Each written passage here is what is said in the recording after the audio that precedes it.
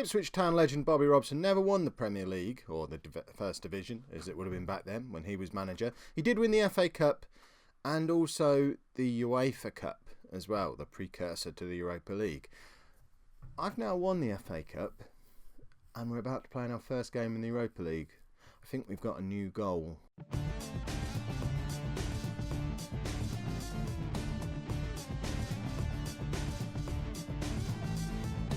Hello and welcome to Season 12, Episode 2 of Non-League to Legend. I'm Kev, and coming up on today's episode we have an away game in the Premier League against Everton, and then our first game in Europe in Non-League to Legend. We're away to AEK in the group stages of the Europa League, and as I hinted at in the intro, I think that's the goal for this season. Yes, Champions League qualification would be nice, but probably still isn't realistic for us. But winning the Europa League... I mean, I'm looking, for a little while now, we've been thinking, well, this series is called Non-League to Legend. We certainly started in non-league. How do we define becoming a legend? Well, the Ipswich Town legends are John Walk, Bobby Robson and Alf Ramsey. Alf Ramsey, if we have a look, Bobby Robson, if we have a look at what he did when he was at the club, yeah, he had quite a few third place, second place finishes, but never actually won the league. Alf Ramsey was the only one who managed to do that. But the actual trophies in the Bobby Robson cabinet were the Europa League, the FA Cup. That's it. Looking at this, they were runners-up in the Community Shield. We've already won that. So we've already got halfway towards Bobby Robson's trophy haul as Ipswich manager. Yes, they were also a top 3 Premier League team for almost 10 years, but let's not get bogged down in those details. I'm thinking, let's go win a European trophy, maybe get a Champions League qualification as well, and surely we must be starting to inch towards legendary status. That being said, I'm not even favoured personnel at the moment. You'd think after winning the FA Cup I'd at least make it onto this list, but apparently not. Since you last win, we've only played 2 games because I wanted to make sure you got to see our first game in Europe. We lost 2-1 at home to Manchester City, Thierry Ambrose scoring against his old club, and then beat Aston Villa 2-1 at home with goals from Teixeira and new boy Oliveira. So we're playing Everton away today, and then 4 days later straight into playing AEK in the Europa League, and then 3 days later it's Arsenal. And for the first time since we were in the Championship, we're very much back into playing games every 3 or 4 days again. So I've mentioned it before, we are having to take it seriously now. Squad rotation is going to become a thing. So I'm starting the rotation now against Everton because I don't want to go and lose our first game in Europe. So we're still struggling a little bit with injuries. Fall is still out. Lazarov has now picked up an injury as well, which is a bit of a disaster. He's out for a couple of weeks. There's a couple of other injuries as well that I can't remember. Why do I always... Larcio's injured. There you go. I knew there was somebody else. He's only got a concussion. He'll be out for a few days. So we're rotating things around a little bit. Matt Lee's going to stay in goal, but it's quite a heavily rotated back four. Zabala's the only one who keeps his place. Dane drops to the bench for Sokolov to come in at centre-back alongside Zabala for his first start since arriving in January. Will Leach gets a rare start at left-back, and Pascal Leader is going to play his first game for the club since he got his slip disc 18 months ago.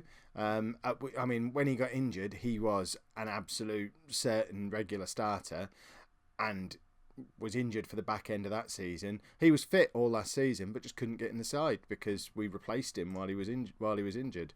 So he now finally gets an opportunity to try and re-establish himself back in the side again. Back out at right back, just because there's no room for him at centre back. In midfield, we give Valverde a debut with Kuhl and Youssef either side of him, and then we're going to play Nuri behind Thierry Ambrose and Oliveira up front. Modu Fall is fit enough to be on the bench. Thomas joins him there. Chris and Teixeira there as well. Walker Peters, Dane, Garrett. It's a very strong-looking bench, a very rotated-looking team. This is going to be the real test of whether we can try and attack on all fronts this season. If we get absolutely spanked by Everton today, then a decision is going to have to be made about whether we're going to try to win the Europa Cup and try and get into a Champions League qualification spot, or if we get absolutely battered today, we can't do this rotated side nonsense. We're going to have to pick one or the other, and realistically we're going to have to pick the league, because doing poorly in the league is what will lead to me getting sacked. If we get, even the board have said they don't expect us to get out of the groups in the Europa League, so as much as it would be nice to go and win that, if we lose every game in that, no one's really going to care. And I don't want to sacrifice the progress we've been making in the league in order to do okay in that. But you never know, the experiment might work. We might win today, we might win in midweek, and we might still be in good form when we go to Arsenal next weekend, who are currently top of the league. So, I'm not asking for much, really. And Everton are in straight away, first attack of the game. And they've attacked down the side that Sokolov is on, so they're avoiding Zabala. How much of that is my fault? Who knows?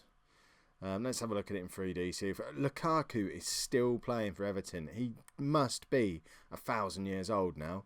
He plays the through ball to whoever that guy is. Suspicions of offside, maybe. I mean, we have no left back at all in picture. Is that Will Leach chasing him down? If so, where was Sokolov?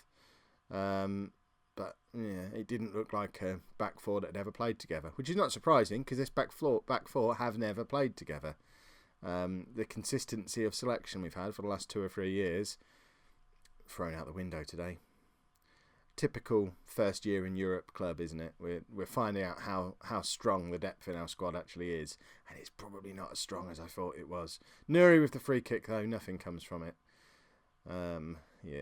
Everton are attacking again, aren't they? But Leach wins the ball back, lumps the ball up to Ambrose, but Ambrose he can't chase stuff like that down anymore. He's not got it in him these days. And Lukaku hits the crossbar. Lee collects, and I think we're quite lucky to only be 1-0 down going into half time at the moment. We've only had 40% possession. They've had 8 shots to our 2. It hasn't exactly been the Ipswich that we're all used to, has it? But we have got some of the big guns on the bench, so let's see how we get on. We can always switch things up a little bit, which I suppose at times we've not had that as an option because this bunch of trash that's on the pitch at the moment, they've been on the bench, so we haven't been able to change games. We're not being embarrassed by Everton by any stretch, although Leader has just let a grandad trundle past him on a Zimmer frame, which is a bit of a problem because he's supposed to be. I mean, we were turning down £20 million bids for Leader before he got injured 18 months ago. Now he's letting a 50-year-old Romelu Lukaku beat him for pace. Oh dear. We're not going to get £20 million bids for him anymore, are we? We are not playing well. We've only had 2 shots. Neither of them are on target. We're struggling to get hold of the ball. We look like a team that have never played together before. What were we really expecting? I was hoping it would work. It clearly isn't. So I think this is the kind of team you're probably going to have to get used to seeing play in the Europa League, which is a bit of a shame. But we can't be going away to Everton and not even being competitive. I mean, yeah, they're a good team. They're going top of the league with this win. But they're not this good. They're not so good that they can make us look terrible. Everyone's having a bad game. I could bring any of these players off. I don't want to risk fall. No point in getting him injured. We'll do that for now. But really, we could take off anyone. We've not got a single player who's got above 7 on their rating today. And I don't remember the last time we played that poorly. Oh, are we even going to create a chance? They've only had one clear-cut chance. I mean, they've not played that well, and they haven't needed to because we've been really, really poor. Right, we can bring Chris on, I guess. And I think he can play up there. Yeah, so we'll do that. Gives Chris 10 minutes to play as the Romanian playmaker. He might show that that's the position he should have been playing in all along, which would be nice. But more realistically, Everton are going to go and get a 3rd goal, aren't they? Because Leader has just been beaten again. Their player actually ran a full circle around Leader on the edge of the area there. Here it comes. He just goes straight round him. There's not even an attempt at a challenge. I found my new scapegoat anyway. You know, Pascal Leader, you can see he's lost 1.5 years of development. 2 years, really. Whatever potential he had before he got injured, it's done now. That might be the last time you see him play.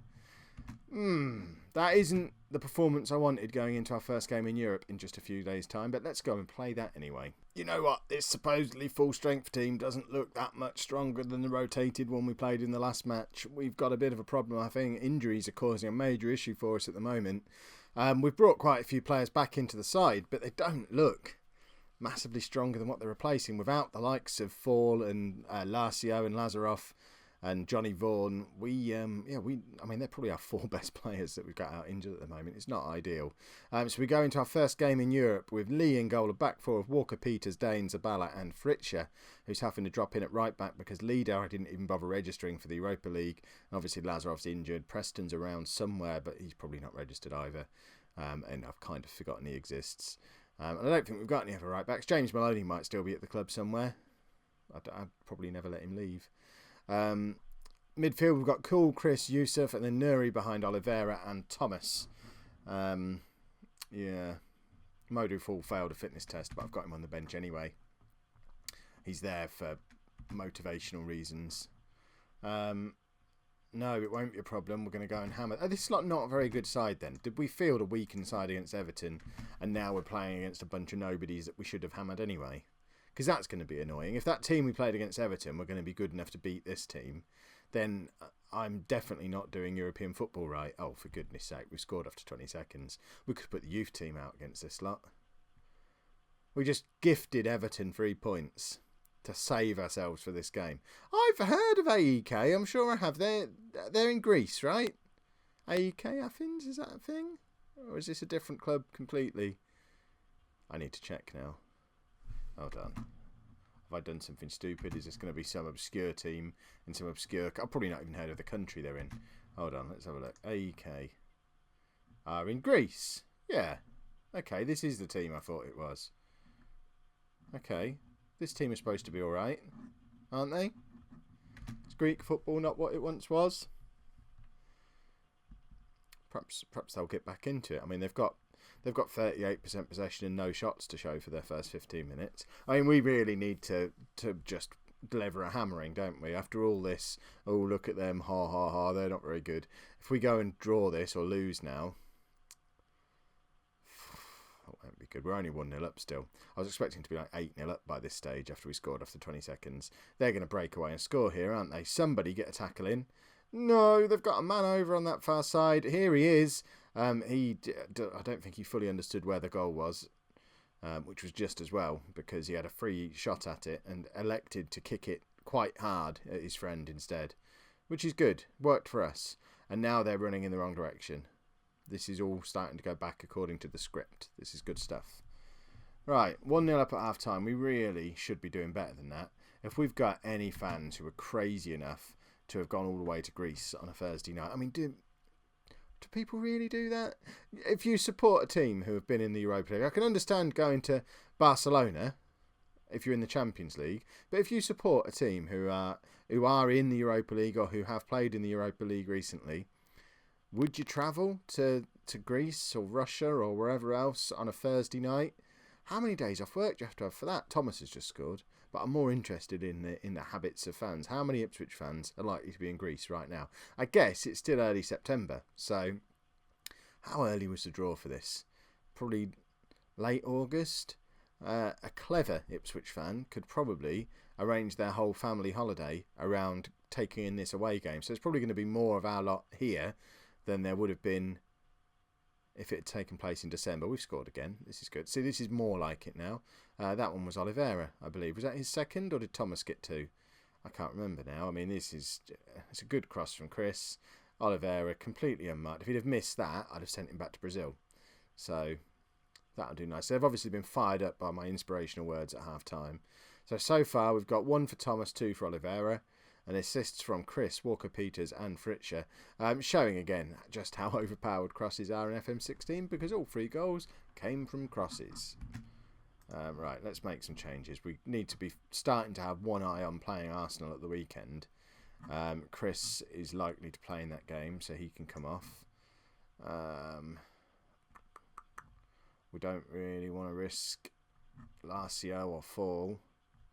What I might do is bring Sokolov on for Zabala, and we'll leave it there for now. I'm probably thinking Will Leach in a few minutes as well can come on for one of the fullbacks. Oh, Thomas has got his second. Can't really take either of the strikers off. They're having a who can score the most goals competition at the moment. Mental note: when we play this lot at home, don't need to play the full strength team. We can put some Put some fringe players in. Play our proper players in the league. When do we play AEK at home? They're not very good, are they? Who else have we got in our group?